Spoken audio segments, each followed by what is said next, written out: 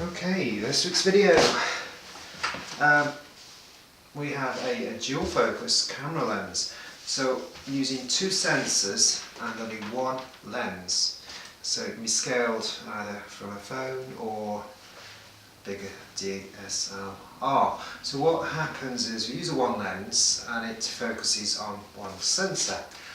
And then, but in between the back of the lens and the sensor we have a 45-degree semi-transparent mirror. Semi-transparent 50-50. So that's half the light through to the sensor and reflects the other half of the light upwards. Similar to how SLRs work today. So the rear sensor picks up the standard view, but the higher sensor, that sensor can be closer to the mirror or further away from the mirror, so it's going to have a different focal point. Perhaps this diagram will help. I'm going to refocus the lens.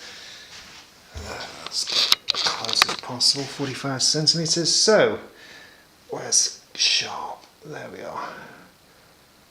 So there, my notes are made a few years ago. So, the sensor at the top can be fixed to a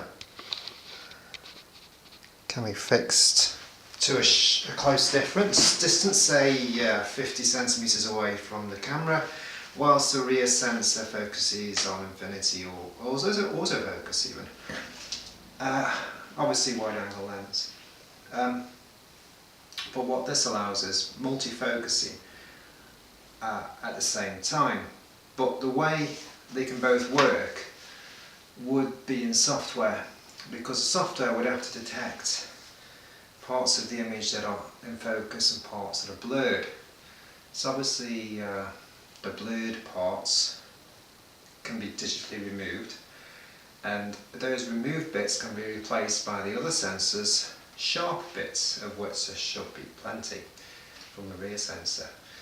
And that all happens on the fly, so the multi-focus setup can take a picture instantaneously, not one then another closer to, but the software will have to merge all the sharp bits together, hopefully resulting in a completely sharp image from something close and far away at the same time. Obviously it can be scaled into a mobile phone, and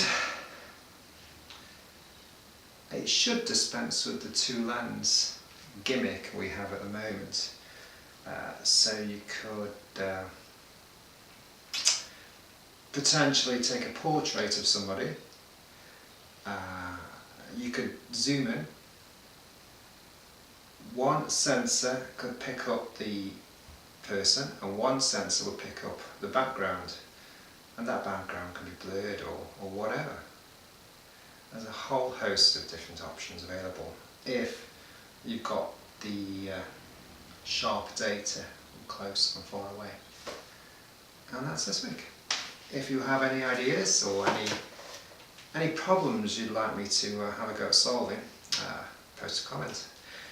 I'm still trying to think of a way to dispense of rockets to get out into space. I mean, pushing something behind to move forward is so barbaric. Can't believe we're still doing it. Anyway, there we go.